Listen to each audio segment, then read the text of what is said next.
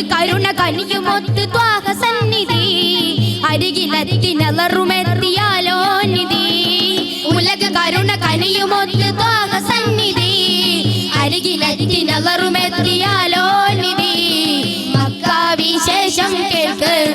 മദീനത്തെ റൗള ശരീഫ് നോക്ക്